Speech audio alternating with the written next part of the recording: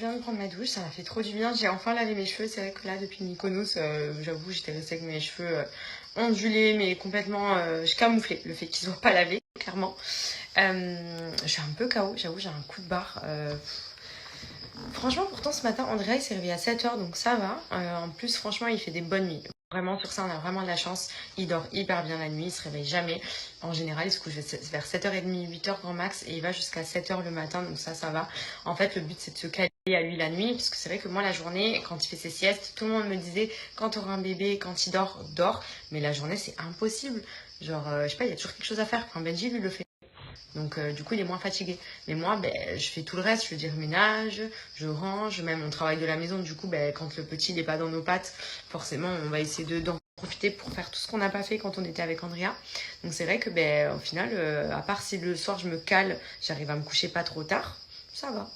D'ailleurs, en parlant de Mykonos, j'ai eu beaucoup de messages puisque j'avais dit que nous, on était passé par une conciergerie pour s'occuper de notre séjour, que ce soit pour la location de la maison, le chauffeur de taxi, enfin le van du coup qui venait nous récupérer à chaque fois qu'on avait besoin, on lui envoyait un message.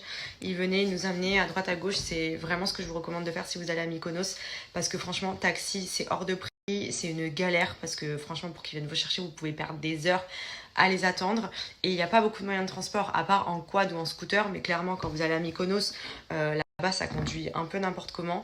En général quand vous faites la fête et que vous rentrez dans un état un peu moyen, vaut mieux éviter. Franchement le van c'est la folie, en plus quand vous êtes en équipe ou quoi, vous divisez par le nombre de personnes et au final franchement ça revient beaucoup moins cher que de prendre des courses en taxi. En plus de ça les drivers là-bas apparemment c'est assez dangereux, enfin moi c'est ce qu'on m'avait dit. Du coup vraiment la conciergerie nous elle nous a tout géré, même tous les restos où on voulait aller, ils nous ont recommandé aussi des nouveautés qu'on n'avait pas testées. C'est eux qui ont vraiment tout réservé pour nous et au moins on a vraiment passé des vacances tranquilles. Genre avant j'étais team, je me couchais super tard, je me regardais des séries jusqu'à pas d'heure. Clairement depuis que j'ai accouché, plus tôt je dors, mieux je suis pour rester en forme. Après ça va que de base je suis pas une grosse dormeuse, j'ai toujours été lève tôt. Mais là c'est vrai que voilà, ça fait quand même... ça fait quand même un bon moment qu'une grasse mat j'en ai pas fait, parce qu'au final je me suis dit qu'à Mykonos j'allais pouvoir en faire, mais j'avais le même rythme qu'ici, parce que je pense que c'est l'habitude de me lever pour Andrea, du coup là-bas je me levais tôt, donc j'ai peut-être dormi allez, 1 heure de plus, mais voilà, je rentrais beaucoup plus tard, donc au final là-bas je me suis pas reposée quoi. Mais bon, voilà, ce soir je vais essayer de pas me coucher trop tard. Après là il y a mes parents qui sont avec nous, donc c'est cool parce que par exemple demain matin ma maman elle fait la nuit, enfin elle fait la nuit, elle fait le réveil du coup, donc demain grasse mat, mais ouais je suis un peu KO là.